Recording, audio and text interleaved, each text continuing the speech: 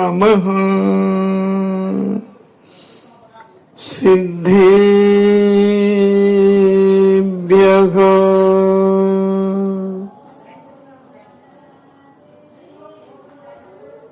ॐ नमः सिद्धेभ्यः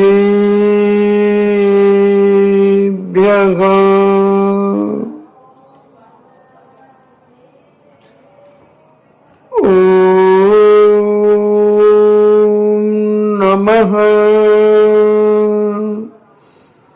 सिद्धेभ्यः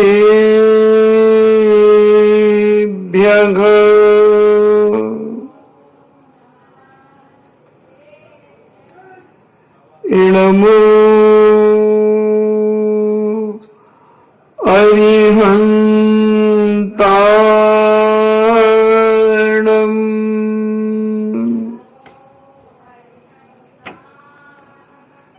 नमो सिद्धाणम्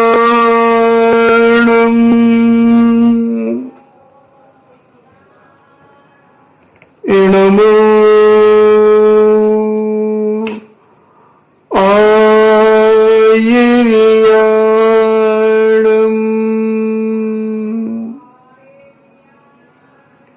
नमो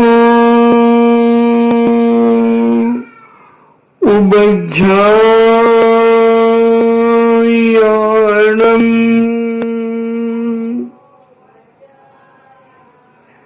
नमो लोये सब्बेसाभूणम्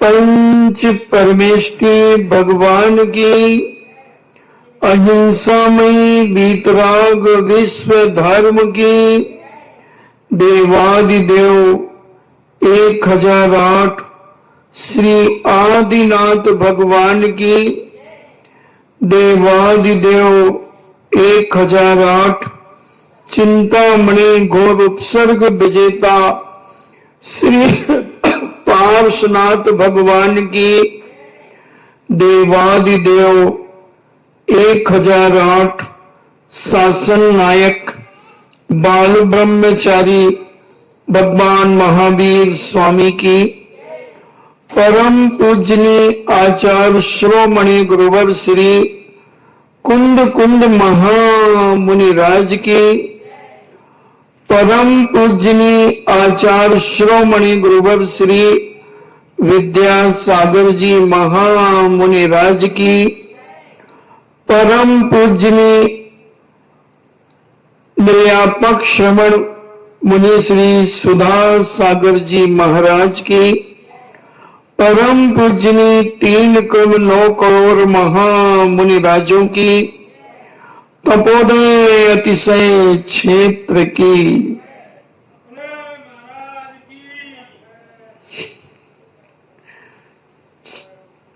चर्चा चल रही है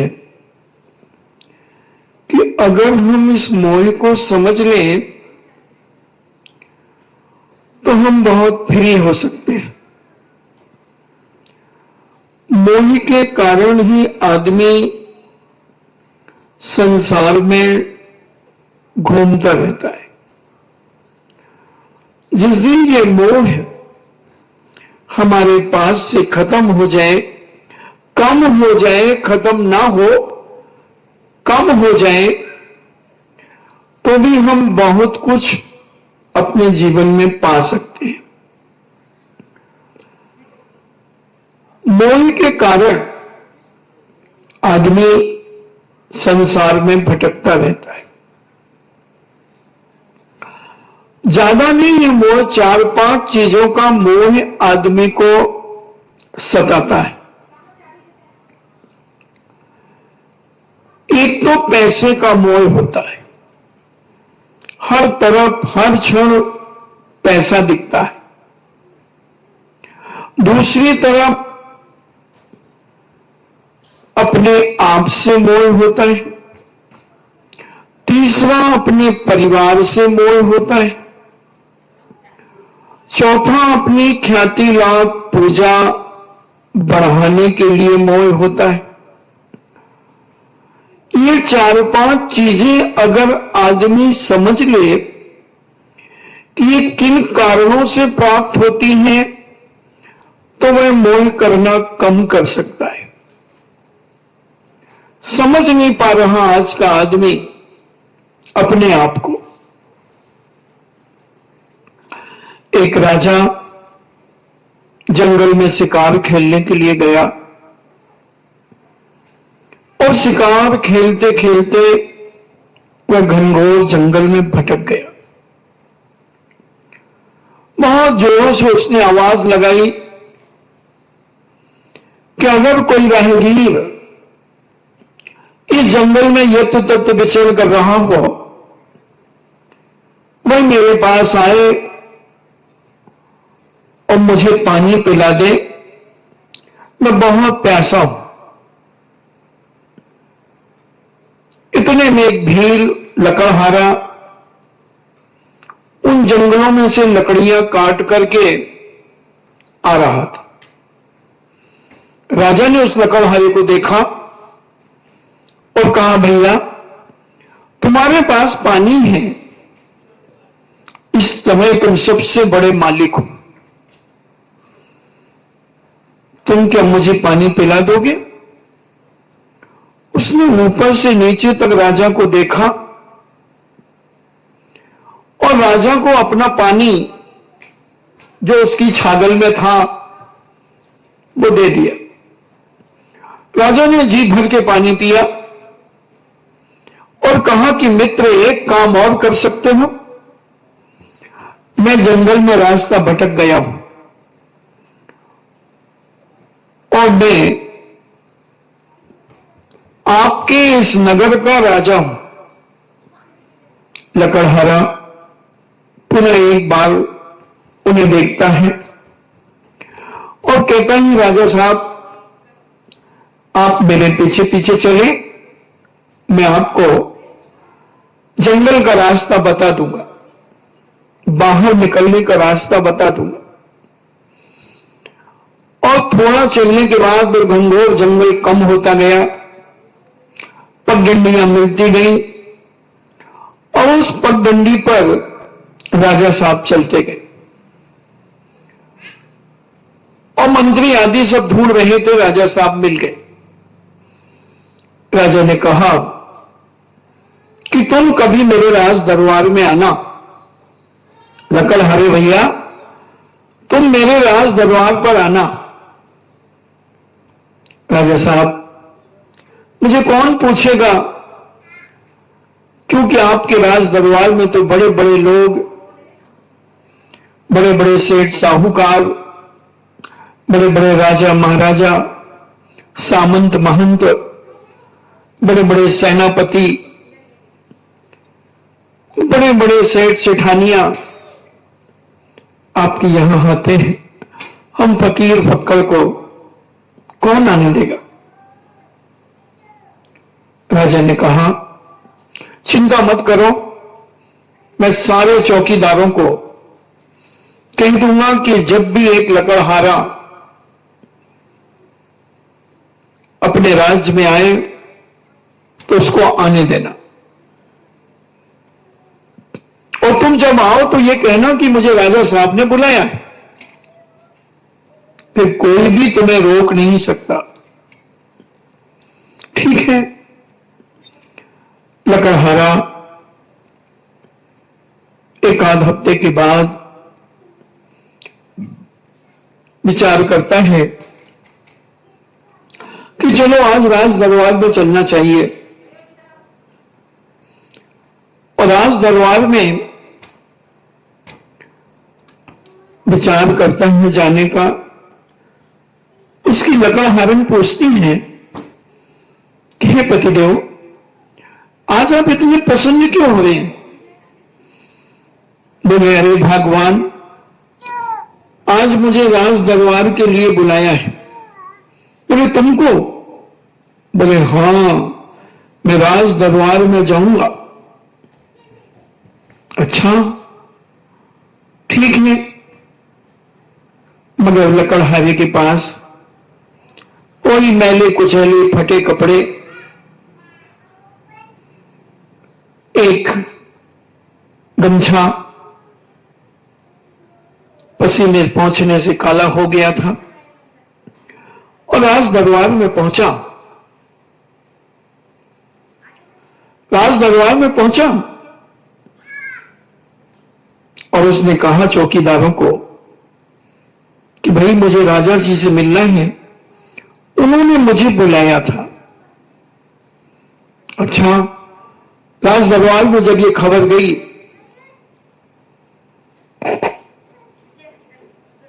कि एक लकड़हारा आपसे मिलना चाहता है, राजा साहब ने कहा हां उन्हें आने दो। और राजा साहब के पास जैसे ही वह गया तो राजा सोचता है कि इसे क्या दिया जाए, इसने मेरे प्राणों को बचाया है, अगर ये पानी नहीं पिलाता तो मैं मर जाता। बहुत उपकारी है ये हमारे जीवन का। दूसरा, इसने मुझे रास्ता बताया, अगर उस घनघोर जंगल में मैं भटकता रहता, रात्रि में कोई हिंसक प्राणी मुझे खा जाता, शेर खा जाता, चीता खा जाता, कोई भी मुझे खा सकता था। ये बहुत बड़ा उपकारी व्यक्ति है, बहुत बड़ा उपकारी व्यक्ति है, मुझे इसका अच्छा उपकार करना चाहिए। और राजा ने उसे बहुत बड़ा एक चंदन का बगीचा दे दिया, बहुत बड़ा चंदन का बगीचा दे दिया जिसमें बड़े बड़े पेड़ चंदन के लगे थे। और राजा साहब ने मन में सोचा कि बस ये बहुत बड़ा सेठ साहूकार बन जाएगा, इस चंदन के एक पेड़ की लकड़ी अगर ये बेच देगा ये लाखों रुपए कमा लेगा और इस बगीचे को बहुत सुंदर बनाएगा, इसकी रखवाली करेगा, इसका सम्मान करेगा, इसके पेड़ पौधों को सिंचाई करेगा, बहुत सुनहरा बना देगा और इसका जीवन भी सुनहरा बन जाएगा। राजा साहब ने मंत्री से कहा, मंत्री जी, जो अपना सबसे बड़ा चंदन का बाग है वो इस बेचारे लकड़हारे को दे दो, इसने बहुत बड़ा उपकार किया है हमारे जीवन में। मंत्री जी ने कहा, जी साहब। और लकड़हारे को लेकर के चार लोग गए और कहा कि पूरा वन, पूरा चंदन का वन तुम्हारा। लकड़हारे ने कहा, चलो। राजा साहब ने बहुत बड़ा उपकार किया। लकड़हारा था, प्रातःकाल सो करके उठा और कुल्हाड़ी में धार आर करके चल पड़ा और उसने एक चंदन के पेड़ को काटा। ढेर सारी लकड़ी हो गई, ढेर सारी लकड़ी हो गई और उसने उन लकड़ियों को जला दिया और कोयला बना लिया। अभी लकड़ी बेचता था और वह कोयला बेचने लगा। लकड़ी से थोड़े ज्यादा पैसे मिलने लगे और थोड़ा पैसे वाला हो गया। 6 महीने के बाद राजा साहब उसे फिर मिले, मगर उसकी वही दयनीय हालत को देखकर राजा ने कहा, भैया तुम वैसे ही के वैसे हो? बोले, नहीं, थोड़ा पैसा बढ़ गया है। राजा ने कहा कि अपना वो बन दिखाओगे मुझे? हाँ राजा साहब चलो। राजा साहब ने देखा, माथा पीट लिया, माथा पीट लिया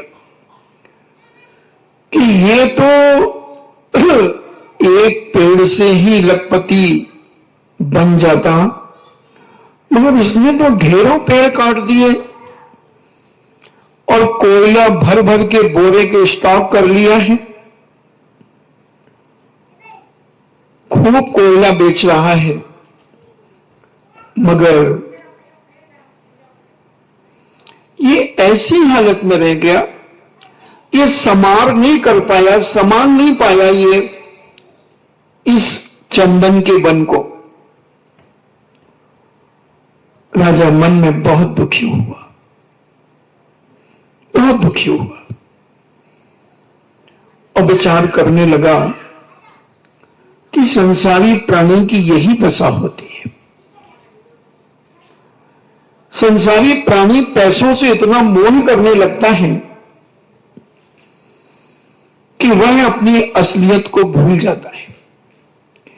यहां उस लकड़हारे से मतलब नहीं है, अपनी भी यही दशा हो रही है, अपनी भी यही दशा इस संसार में हो रही है। बहुत पूर्व जन्म में हमने पुण्य किया था, हमें ये मनुष्य पर्याय मिली, उच्च कुल मिला, उच्च कुल मिला, देव सास गुरु मिले, मगर हम अपने इस संसार के मोह में हम ऐसे उलझ गए कि हम अपने ही द्वारा अपने आप को मोह में जला रहे हैं, राग में जला जला करके हम अपने आप को नष्ट कर रहे हैं। जैसे उस लकड़हारे ने चंदन के पेड़ों को जला जला करके कोयला बनाया, ऐसे ही अपने राग देश कसायों को में हम जल करके अपनी आत्मा का कोयला बना रहे हैं। अपनी इस मनुष्य पर्याय का संगी पंचेंद्रिय जीवन का हम कोयला बनाते चले जा रहे हैं, और इस कोयले में थोड़ा सा जो हमें फायदा हो रहा है, उस फायदे को हम अपने जीवन का अंत समझ रहे हैं। थोड़ा सा सुख सुविधाएं हमें मिल गई पूर्व जन्म के पुण्य के उदय से, तो उसी में हम फूल के गुब्बारों हो रहे हैं कि हमें क्या कष्ट है, हमें तो सब बढ़िया है, हम क्यों त्याग मार्ग की ओर बढ़ें, हम क्यों संसार को छोड़ें। संसार को तो वो छोड़े जो दुखी हो, जिसे खाने के लाले पड़ रहे हो, जिसके पहनने ओढ़ने की व्यवस्था ना हो, रहने की जैसे व्यवस्था ना हो। हमारे पास तो सब कुछ है, खाने के लिए भी है, पीने के लिए भी है, पहनने के लिए भी है, ओढ़ने के लिए भी है, देखने के लिए भी है, घूमने के लिए भी है, सब कुछ तो है हमारे पास। मगर संत महंत भगवंत कहते हैं ये सब पुण्य की दासी है, ये सब पुण्य की चेरी है। ये तो किसके पास नहीं है, भिखारी के पास भी है, भिखारियों के पास भी है। हमने एक बार बताया था कि 2004 में जब हम सूरत में चातुर्मास कर रहे थे, एक भिखारी एक दिन में 800 रुपया कमाता था। उसके परिवार के 5 लोग थे, 5 लोग थे, 4000 रुपया रोज कमाता था।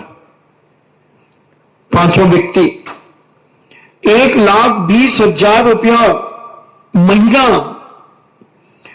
और 3 मकान थे उसके जो 20-20 हजार रुपए पे किराए पर भी थे, और मुश्किल से 5-7 घंटे में काम कर लेता था। शाम को जब वो निकलता था, मुझे बताया, मैं सामायिक से उठा और लड़कों ने कहा, देखो महाराज जी, हम एक आदमी बताते हैं आपको। हम छत पर थे और निकला वो, क्या डबल घोड़ा 5555 बोस्की का तो कुर्ता पहना था, made in Japan, in Hong Kong, और परम सुख का जोड़ा, सबसे अच्छा ऊंची क्वालिटी का जोड़ा आता है परम सुख का, उसकी धोती पहना था और क्या नागरा जूते पहना था, और सोने की चैन उसकी गर्दन में लटक रही थी, कुर्ते में सोने के बटन। लोगों ने कहा कि महाराज जी, ये अभी हम आपको दिन में बताएंगे, आप छत पे आना, दिन में किसी चौराहे पर खड़ा होता है और कुछ नहीं करता, थोड़ा सा भीख मांगने का उसका स्टैंडर्ड है, 2 नैपकिन हाथ में लिए रहता है, और जैसे ही चौराहे पे रेड लाइट होती है, गाड़ियां रुक जाती, तो ये दोनों हाथ से उनके कांच साफ करते, एक इस तरफ की गाड़ी का, एक इस तरफ की गाड़ी का। कोई 5 रुपए, कोई 10 रुपए से दे देता है। अब सूरत में 5-10 रुपए की क्या कीमत है, और बस दिन भर में 800-900 रुपए ये कमा लेता है। इसके परिवार के ऐसा ही करते हैं, इसकी लेडीज भी यही काम करती है, 5-6 घंटे बस, और ठाठ से जिंदगी जी रहे हैं, फिर भी लोग इसे भिखारी कहते हैं। बोले 2 लाख रुपए महीने, कई बार तो हम लोग भी नहीं कमा पाते, हम लोग भी नहीं कमा पाते। तो ये सब मोह है। जैसे उस लकड़हारे ने अपने जीवन को उस चंदन के वन को जलाकर के नष्ट कर दिया, ऐसे ही हम अपनी इस मनुष्य पर्याय को मोह जाल में फंसाकर, राग रंग की आग में जलाकर अपनी इस प्यारी सी मनुष्य पर्याय को हम नष्ट कर रहे हैं। हम कुछ नहीं कर पाएंगे बंधुओं, और मर जाएंगे। केवल सोचते सोचते हम अपने जीवन का अंत कर लेंगे, कुछ नहीं पा पाएंगे इस मनुष्य पर्याय को पाकर, इस जैन कुल को पाकर, इस पवित्र वीतराग धर्म को पाकर। हम अपनी जिंदगी में क्या कर पाए, जरा विचार तो करो। जैसा एक अन्य व्यक्ति कर रहा है, वैसे ही हम भी कर रहे हैं। वो भी अपने साधु संतों को भोजन करा देता है, तुम भी अपने साधु संतों को भोजन करा रहे। वो भी अपनी देवी देवताओं की पूजा अर्चना कर लेता है, अभिषेक कर लेता है, तुम भी यही कर रहे हो। क्या अंतर है तुम में उसमें, मैं ये पूछना चाह रहा हूं। उसके पास भी मकान है, तुम्हारे पास भी मकान है, उसके पास भी गाड़ी है, तुम्हारे पास भी गाड़ी है। जो तुम कर रहे हैं वही वो कर रहा। तुम जिनेन भगवान को मान रहे, वो अपने सरागी देवताओं को मान रहा। क्रियाएं तो दोनों की एक हैं, और वो भी तुम जैन कुल में पैदा हो गए तो तुम वीतरागी को मानने लगे। आज मुसलमान के यहां पैदा हो जाते तो नमाज पढ़ने चले जाते, ईसाइयों के यहां पैदा हो जाते तो तुम चर्च में चले जाते, अन्य समाज में चले बौद्ध दर्शन को मानते तो तुम बौद्ध को मानने लगते। तुम्हें कुछ पता ही नहीं है कि हमारे जिनेन कुल में जन्म लेने का कितना बड़ा महत्व है, कितना बड़ा महत्व है। हमने जरूर पूर्व जन्म में कुछ ऐसे अच्छे काम किए होंगे, इस धर्म को हमने माना होगा, धर्म को किया होगा, बहुत श्रद्धा के साथ किया होगा, बड़े सरल परिणामों के साथ किया होगा, जिसके कारण हमने ये मनुष्य पर्याय पाई, जैन कुल पाया। मगर हम सब भूल गए, मात पेट में कॉल किया था, नाम जपूंगा मैं तेरा। इस झूठी दुनिया में आकर भूल गया मैं नाम तेरा। केवल इस मनुष्य पर्याय का हमने क्या उपयोग किया? केवल रोटी, कपड़ा और मकान, इसके अलावा क्या किया है? कभी भाव नहीं हो रहे हमारे कि हम व्रती बन जाएं, कुछ दुनिया से ऊपर तो उठें, कुछ लोगों के साथ रह करके उनसे थोड़ा अलग हट करके अपनी पहचान तो बनाएं। वही क्रियाएं सब कर रहे हैं जो तुम कर रहे हो, और जो वो कर रहे हैं वो तुम कर रहे हो, जो तुम कर रहे हो वो कर रहे हैं। एक असाधारण लक्षण कम से कम एक जैन का होना चाहिए। एक असाधारण लक्षण जैन का होना चाहिए कि जैन को देखते ही लोग कहें, हाँ जैन साहब। कैसे थे हमारे बुजुर्ग? ट्रेन में भी सफर करते थे तो अपने सिद्धांतों को भूलते नहीं थे, भूलते नहीं थे। उनके साथ में लोटा, छन्ना और रस्सी जरूर होती थी। घर से निकलते ही सब कुछ भूल जाएं, मगर ये पहले होता था। और जहां भी कुआं मिलता, उस कुएं से पानी खींच करके और छानते। जब उनके छानने को देखकर कुएं पर पनिहारियां लोग देख करके कहते कि भाई आप लगते हो जैन हो। वो कहते हाँ भैया हम जैन हैं। हट जाते थे लोग। कितनी बड़ी गरिमा थी हमारी। हम व्रती हैं, वो कहते थे हाँ व्रती हो आप।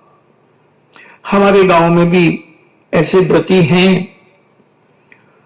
कैसा अच्छा लगता था कि जब एक हमारी क्रिया व चर्या को देखकर एक अन्य व्यक्ति भी हमें व्रती घोषित कर देता था। हमारी सात्विकता को देखकर, हमारी सादगी को देखकर, हमारे विचारों की पवित्रता को देखकर, हमारी मुख से निकले हुए शब्दों को सुनकर, हमारे उठने बैठने के तरीके को देखकर हर व्यक्ति प्रभावित होता था, प्रभावित होता था और कहता था देखो भैया जैन बाबू है ये, जैन साहब है ये। जो नहीं जानता था वो भी हाथ जोड़ लेता था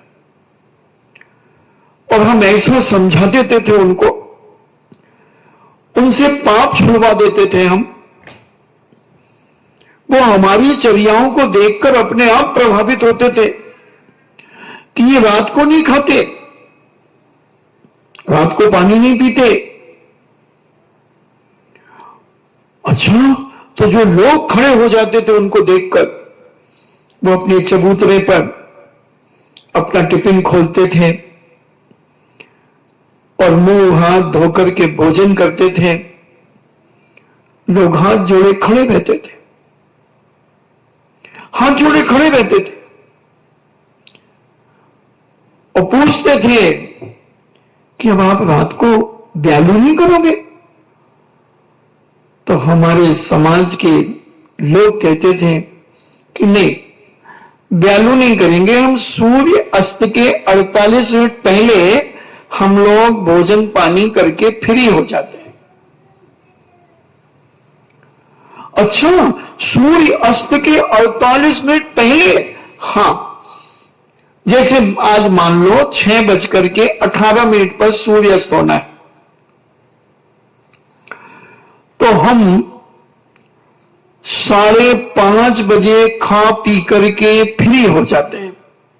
फिर उसके बाद एक बूंद पानी भी हमारे मुख में नहीं जाएगा,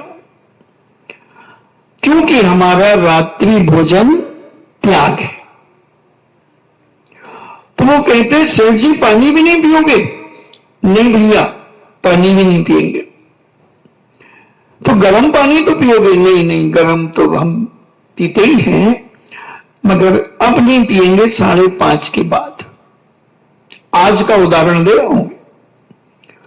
अब वो पूरे गांव में चर्चा करते थे कि देखो, जैन समाज का व्यक्ति 5:30 के बाद पानी नहीं पिएगा, और अपन कैसे पापी हैं जो रात को 12-12 बजे तक खाते हैं। एक बार राजा साहब को किसी ने भड़का दिया कि राजा साहब, ये जैनी लोग सूर्य को नहीं मानते। राजा साहब, ये जैनी लोग गंगा को नहीं मानते।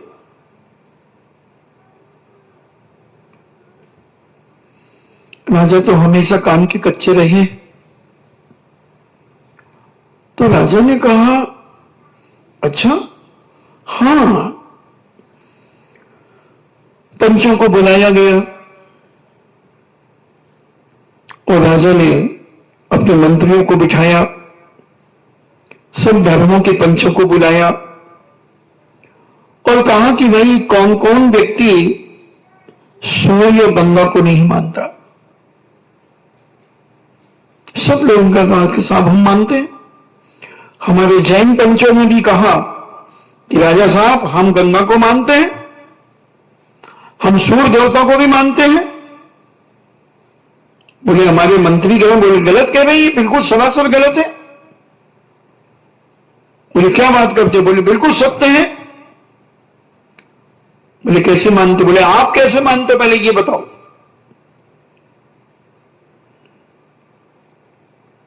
बोले कि हम प्रातःकाल जब सूर्य उदय होता है, हम उसे जल चढ़ाते हैं, प्रणाम करते हैं। अरे बोले जिंदा को तो सभी मानते हैं भाई, जीवित को तो सभी मान सम्मान दे देते हैं, मरने के बाद अगर किसी को सम्मान दिया जाए तो वो बहुत बड़ी बात कहलाती है। राजा साहब, हमारी सारी की सारी जैन समाज जब ये सूर्य अस्त हो जाता है तो हमारी जैन समाज पानी नहीं पीती। हमें इतना दुख और इतना गम होता है कि ना हम भोजन करते हो ना पानी पीते। और तुम्हारे यहां सूर्य अस्त होने के बाद ब्यालियां चलती हैं, नित्यांगनाएं बनाई जाती हैं, मुजरा होता है, शराबखोरी होती है। राजा साहब, पूछो आप अपने राज्य में क्या क्या नहीं होता। तो आपको तो खुशी होती है कि आपका सूर्य देवता मर गया, मगर हमें इतना गम होता है कि हमारी समाज पानी भी नहीं पीती। बोलो आप मानते हो सूर्य को कि हम मानते हैं? राजा ने कहा, वाह वाह जैन साहब, वाह, पॉइंट नोट किया जाए मंत्री जी।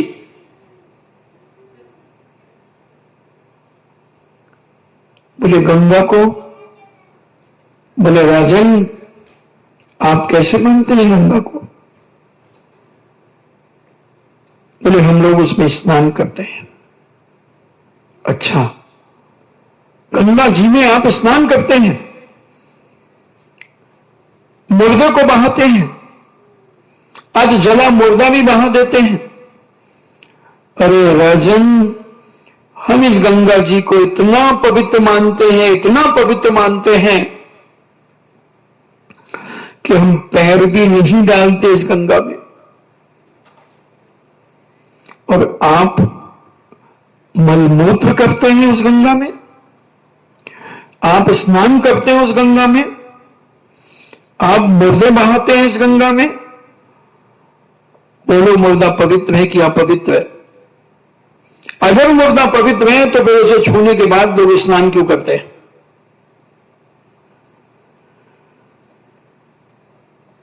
राजा ने कहा, बात तो बहुत वजनदार है। बात तो सत्य है कि हमारे यहां मुर्दे को बहा दिया जाता है गंगा में। हम अपने घर के पूजा के फूल सब उसी गंगा में डाल देते हैं। और जैन कह रहा है कि हम इस गंगा जी को इतना पवित्र मानते हैं कि अपना पैर भी स्पर्श नहीं करते, इतना पवित्र है वो जल। राजा साहब ने कहा पॉइंट नोट किया जाए, और राजा साहब ने अपने राज्य में घोषणा की कि सही सूर्य देवता को अगर कोई मानता है तो वो जैन समाज मानती है हमारे राज्य की। और जो व्यक्ति आज ये संकल्प करेगा कि सूर्य अस्त के बाद मैं पानी भी नहीं पीऊंगा, वही व्यक्ति सूर्य देवता का सबसे बड़ा सम्मान करने वाला माना जाएगा, उनका बहुमान करने वाला माना जाएगा। और आज के बाद जो गंगा को अपवित्र नहीं करेगा, गंगा में अपने शरीर का मल तुम विसर्जन करते हो। विचार करो जरा, गंगा इतनी पवित्र है कि पापियों के पाप धोते धोते राम तेरी गंगा मैली हो गई, मैली हो गई।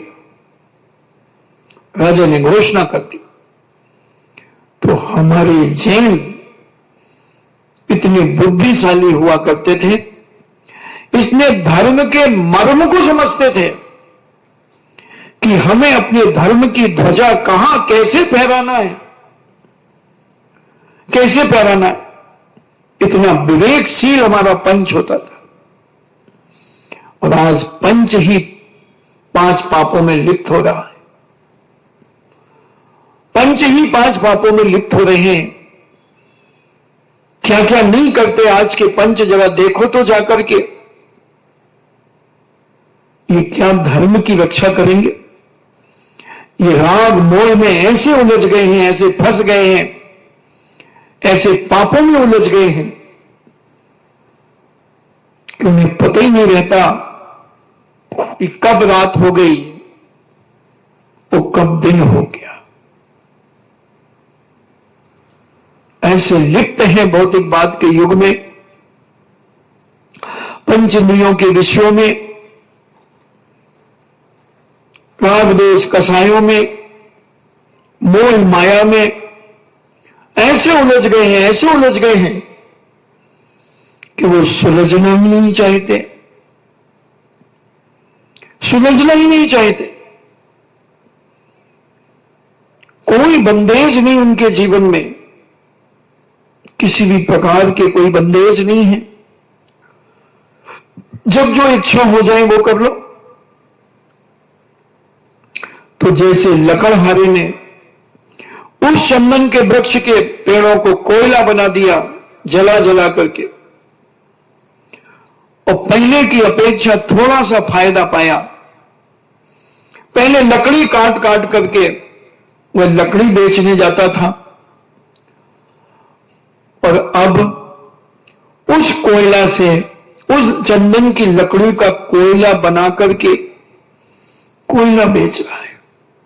राजा को बड़ा घबराहट हुई और उससे कहा कि भैया तुम ये क्या कर रहे हो? तुम्हें इस चंदन के वृक्षों की कीमत नहीं मालूम? और वही कटी हुई लकड़ी में से एक हाथ लकड़ी राजा ने उस लकड़हारे को दी और कहा कि जाओ, इसको चंदन की लकड़ी के नाम से बेच करके आओ, ये चंदन की लकड़ी है। लकड़हारा गया बाजार में, और जहां चंदन की लकड़ियां बिकती थी पूजन की सामग्री के साथ, वहां उसने कहा कि भाई ये चंदन की लकड़ी लोगे क्या सेठ जी? ओरिजिनल चंदन था, महक रहा था। उसने कहा कि वाह, कितनी है तुम्हारे पास? अरे बोले, मैंने तो हजारों पेड़ जला करके कोयला बना दिया ऐसी लकड़ी का। बोले बेवकूफ। और उसने उस एक हाथ लकड़ी 6 इंच मोटी लकड़ी का उसे 500 कलदार दे दिए। 500 कलदार दे दिए, बोले ऐसा चंदन तो ढूंढे न मिले। हम तो लकड़ियों में चंदन का, रुई का पोहा घिस करके और चंदन की खुशबू बना करके लोगों को बेच रहे हैं 100 रुपए में एक मुठा। कितनी है तेरे पास? कितनी है तू ला करके मुझे दे दे। उसने कभी विचार करता हूं और लौट करके दौड़ के गया। राजा साहब इंतजार कर रहे थे। राजा ने कहा क्या हुआ? बोले राजा साहब वो उतनी लकड़ी, एक हाथ की लकड़ी 500 कलदार में बिकी है। पंचम जार्ज के ये 500 कलदार लेकर के आया हूं। राजा कहता है भैया तू तो करोड़ों से खेलता, तूने इतनी लकड़ियों को जला दिया। इतनी लकड़ी तूने जला दी, सारे बाग की लकड़ियां जला दी, थोड़े से पेड़ बचे हैं, थोड़े से पेड़ बचे हैं, तूने जला करके उन्हें कोयला बना दिया। वो तो लकड़हारा था, ना समझ था, बिना पढ़ा लिखा था, अज्ञानी जीव था, मिथ्या दृष्टि था, सत्य असत्य को समझता नहीं था, विवेक का अभाव था, विवेक का अभाव था। उसने ये किया, उसे कोई हम ज्यादा दोष नहीं देते।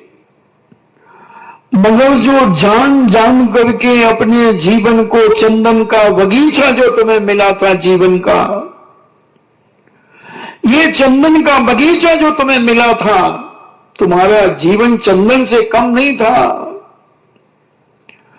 मगर राग देशों में तुमने अपने उस पुण्य को काट काट करके जला जला करके अपना जीवन काला कर लिया है कोयले के समान।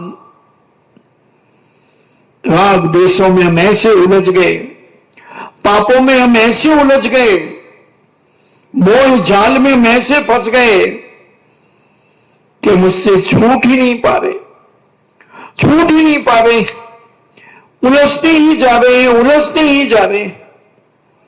चंदन का बगीचा हमने जला दिया, चंदन का बगीचा जला दिया। बहुत गई वही थोड़ी थोड़ी भी अब जाए। इतना विशाल बगीचा जिसे मिला था, उसे उसने कोयला बना बना करके बेच दिया। थोड़ा सा फायदा पा गया, लकड़हारे की दशा से थोड़ी सी दशा सुधर गई। ऐसे ही तुमने भी अपने जीवन की सारा बगीचा काट काट करके, सारा बगीचा काट काट करके राग देश में जला दिया, मोह में जला दिया। थोड़े से पेड़ बचे हैं जीवन के, यानी थोड़ी सी आयु बची है तुम्हारे जीवन की। जैसे उस लकड़हारे को अकल आ गई, राजा साहब ने अकल दे दी। एक लकड़ी का टुकड़ा बिकवाकर उसे बता दिया कि बेटा तूने तो सारा बगीचा, सारा बाग चंदन का कोयला बना दिया। ये 150 पेड़ बचे हैं, इसमें तू अपनी जिंदगी बचा ले, बना ले। बस बंधुओं, तुमने भी अपनी जिंदगी में ये मनुष्य रूपी चंदन के बाग को जला जला करके, कोयला बना बना करके बेच दिया इस संसार के बाजार में। इस भौतिक बात के युग में, पंच इंद्रियों के विषयों के राग देश कसायों में तुमने अपने जीवन को बर्बाद कर दिया। कोई बात नहीं, जब जागे तब सवेरा। सुबह का भूला शाम को घर लौट के आ जाए तो मैं उसे भूला नहीं कहता। जैसे वह लकड़हारा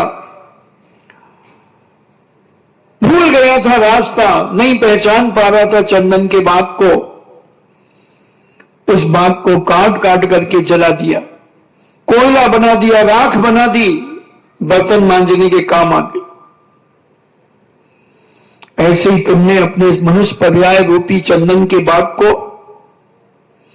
रोटी कपड़ा और मकान राग देश कसायों में, तेरी मेरी में, मोह जाल में इतना बर्बाद कर दिया। तुम्हें तो होश संभालते ही इस बगीचे को संभाल लेना था, इस बगीचे को हरा भरा बना लेना था, इस जीवन को व्रती बना करके ऐसा सर्वांग सुंदर बनाते कि जो तुम्हारे नजदीक बैठता उसके भी भाव हो जाते तुम्हारी चंदन की उस सुरभि को पाकर। अब वो कहता ये चंदन कहां से लाए हो, ये चंदन कहां से लाए हो, मुझे भी दिलाओ।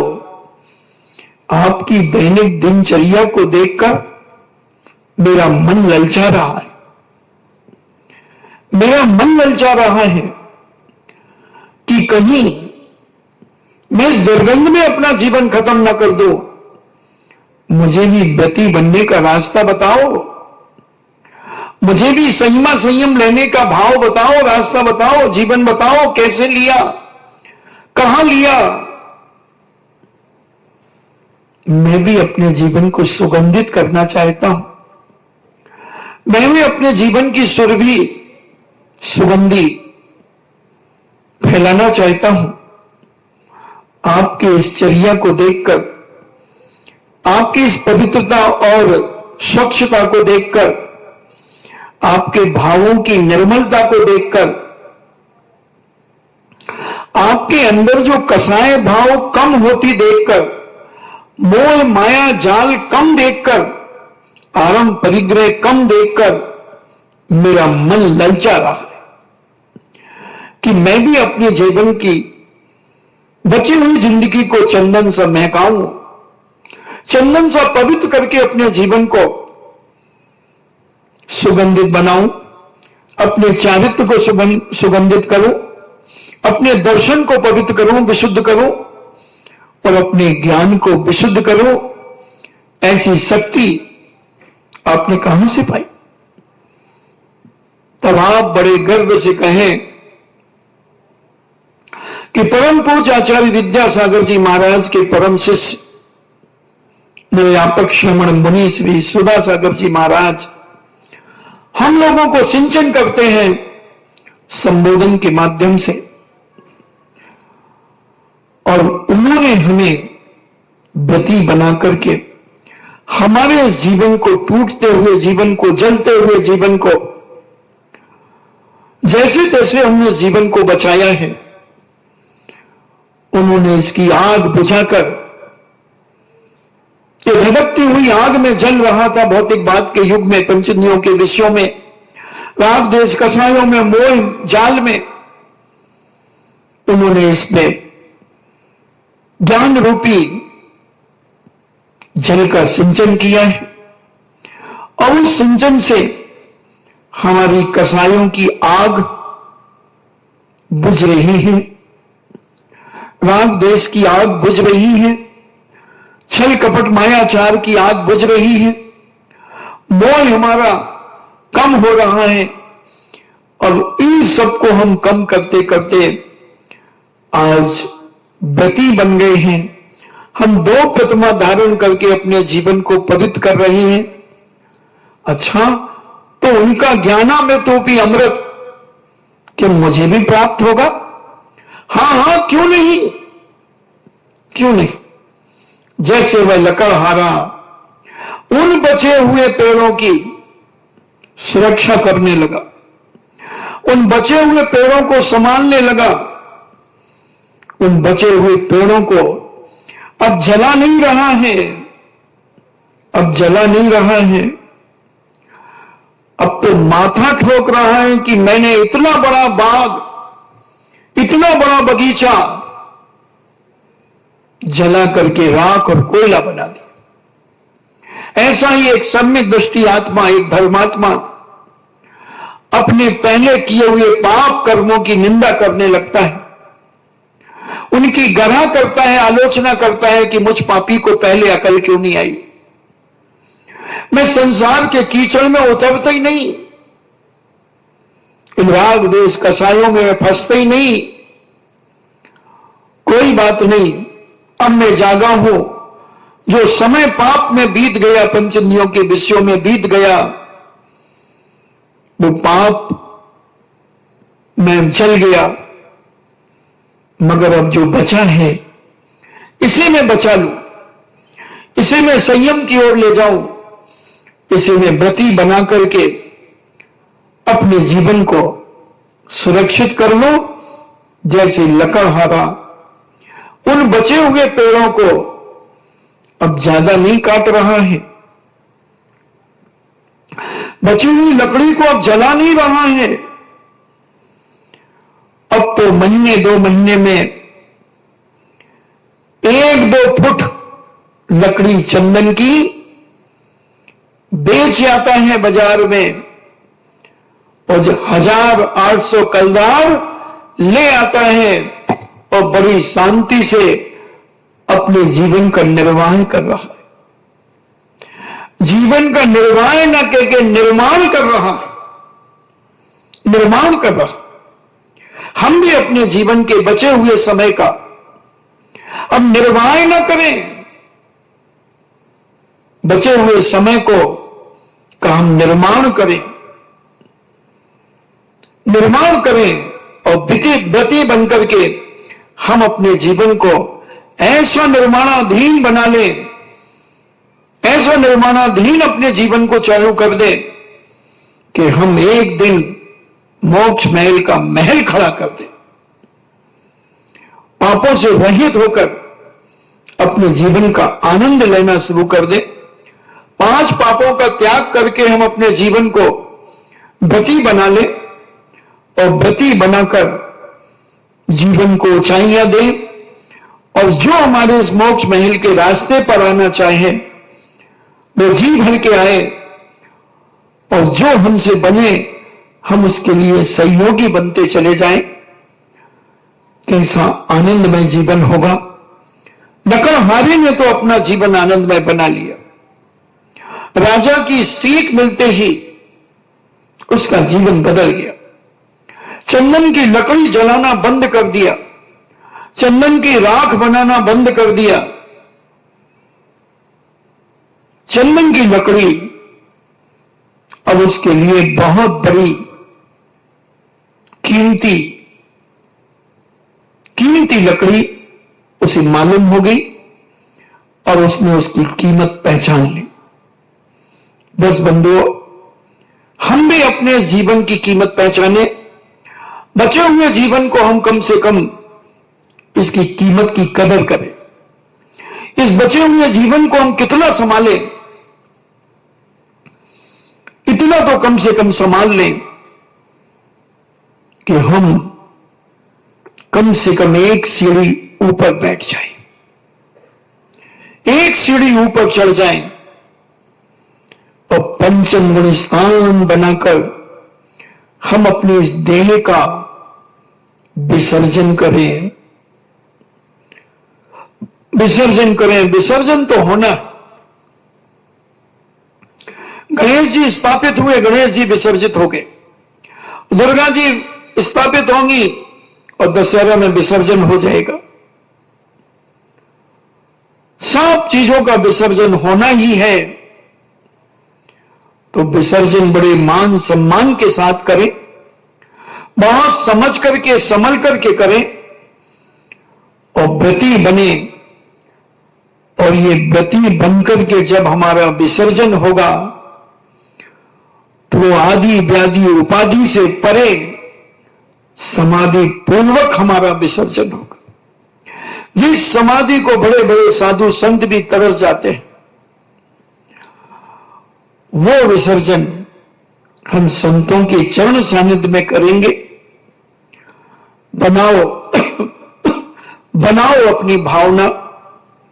एक लकड़हारे के उदाहरण से अपने जीवन को संभालने का प्रयास करो कि एक लकड़हारा जब समझ सकता है और बाकी बचे हुए चंदन के पेड़ों को सुरक्षित कर सकता है, उन पेड़ों से अपने जीवन को लाखों से परिपूर्ण कर सकता है, तो क्या हम इतने भी बुद्धू हैं कि बचे हुए जीवन को पाप में ही नष्ट करेंगे, कसायों में ही नष्ट करेंगे, परिवार के मोल जाल में ही नष्ट करेंगे, उनके धक्के और गालियां खाकर के ही अपने जीवन को हम अंत करेंगे, उनकी आंखें देख करके हम अपनी जिंदगी को भयभीत करेंगे? थोड़ा सा विचार करो। उनकी कठोर वाणी सुनकर के हम घुटते रहेंगे? थोड़ा सोचो, समझने का प्रयास करो, समझने का प्रयास करो और इस सत्य को समझो, इस सत्य को अपने जीवन में समझो। ये सत्य ही तुम्हें सद्मार्ग दिखाएगा, ये सत्य ही तुम्हें ऊपर ले जाएगा, ये सत्य ही तुम्हें राग देश से बचाएगा, ये सत्य ही तुम्हें मोह से बचाएगा, ये सत्य ही तुम्हें छल कपट मायाचार से बचाएगा। और जिसने अपने जीवन में इस सत्य को पहचान लिया, जिसने अपने जीवन में उस चंदन की लकड़ी को पहचान लिया, फिर वो कभी उनको आग नहीं लगाएगा, राख नहीं बनाएगा और एक एक पेड़ का सिंचन करेगा और उन्हीं लकड़ी के माध्यम से और पेड़ बोएगा और पेड़ लगाएगा और राजा से कहता है कि राजन, जितने मैंने पेड़ काटे हैं, जितने मैंने पेड़ काटे हैं, उससे कम से कम मैं 50 गुने पेड़ और लगा करके उगा करके आपको दूंगा।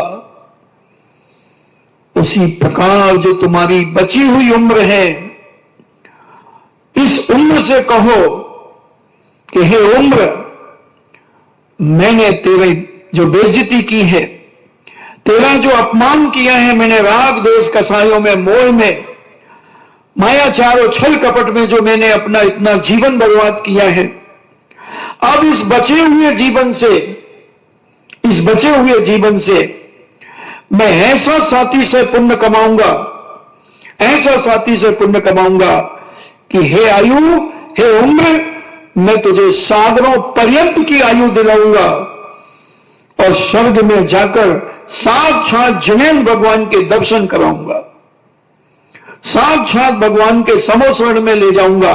हे आत्मन, मैंने तेरे बहुत अपमान किया, हे भव्य आत्मा, मैंने तेरा बहुत अपमान किया है, मैं नहीं समझ पाया तेरी कदर, मैं नहीं समझ पाया तेरा मान सम्मान, बहुमान, स्वाभिमान। मैं मोह में फंस गया, मैं ऐसे मोह जाल में फंसा, मैं ऐसी राग देश कसायों में फंसा, मैं ऐसे पाप के कर्मों में फंस गया, परिवार के मोह में फंस गया, रिश्तेदारी के जंजाल में फंस गया। कोई बात नहीं, अब जो हो गया उसे मैं कुछ नहीं कर सकता, जो बचा है उसको मैं सब कुछ कर सकता हूं। जब कोई आता है और कहता महाराज जी वो व्यक्ति मर गया, मैंने कहा मर जाने दे, क्या फर्क पड़ता है, अब जो बचे हैं उनकी चिंता कर, जो अभी घर में हैं उनकी चिंता कर कि उनके जीवन में कहीं कोई ऐसी परेशानी ना आ जाए, उनके जीवन में कोई बीमारी ना आ जाए, उन्हें कोरोना ना हो जाए, उन्हें कोई खांसी सर्दी जुकाम निमोनिया ना हो जाए। अब उसकी देखभाल में लग जा। जो मर गया उसकी चिंता छोड़ दे, वो तो मर गया, तुझे लाश ही नहीं मिली। बस उसी प्रकार जो तुम्हारा जीवन चला गया उसकी चिंता मत करो, चले जाने दो, जो चला गया गया।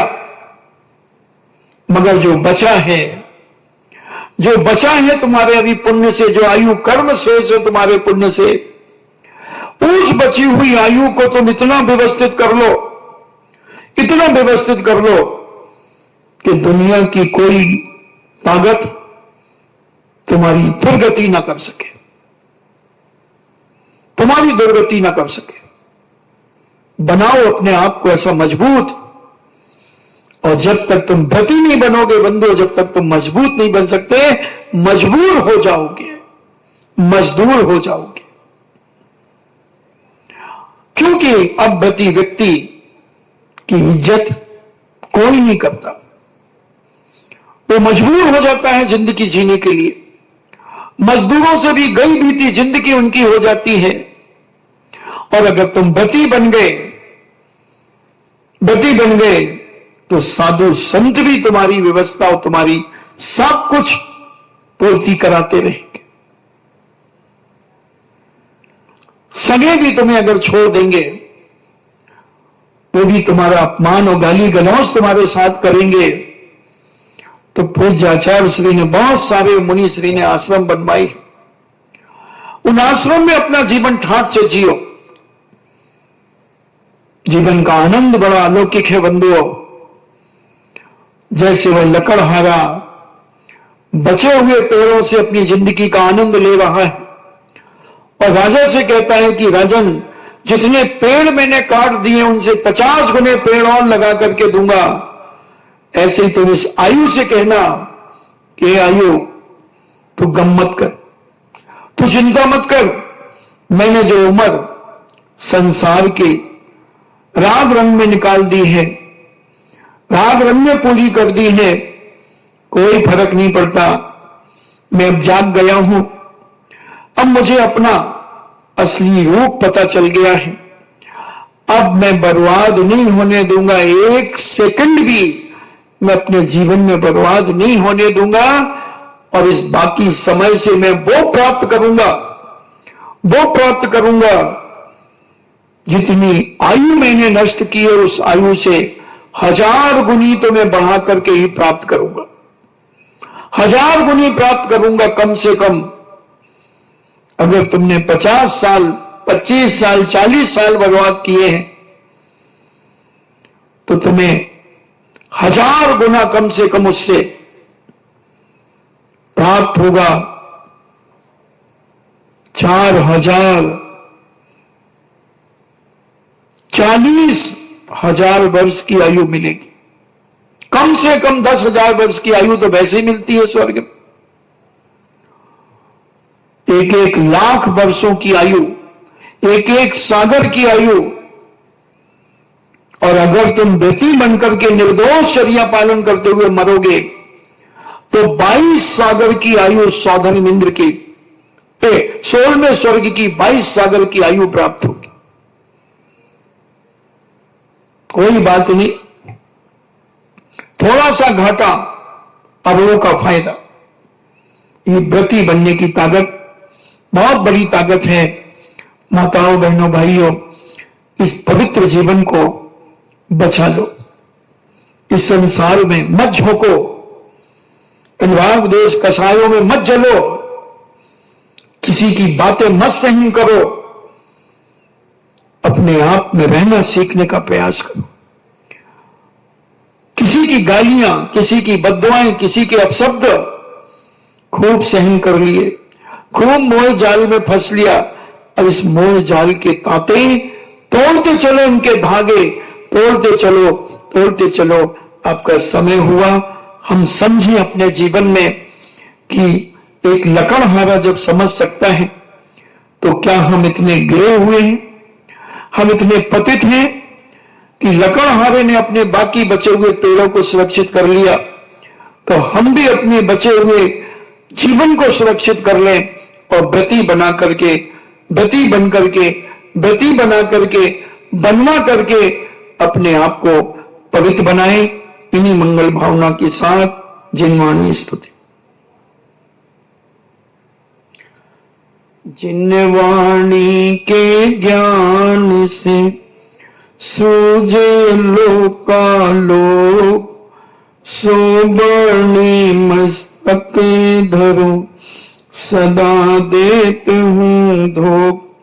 हे जिनवाणी भारती, तो है जपो दिन रैन, जो तेरो सरना गहे, सो पावे सुख चैन। देव भजो अरिहंत को, गुरु सेवा निर्ग्रंथ, दया धर्म पालो सदा। यही मोक्ष का पंथ। 9 बार नमोकार।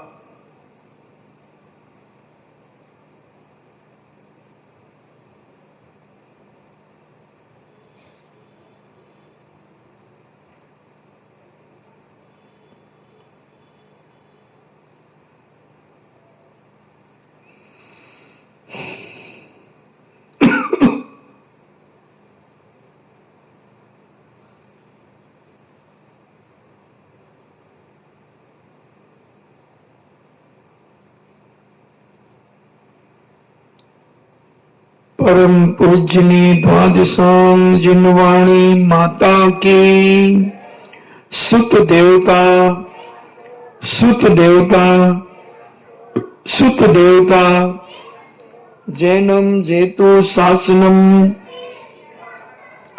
जैनम जेतु शासनम जैनम जेतु शासनम।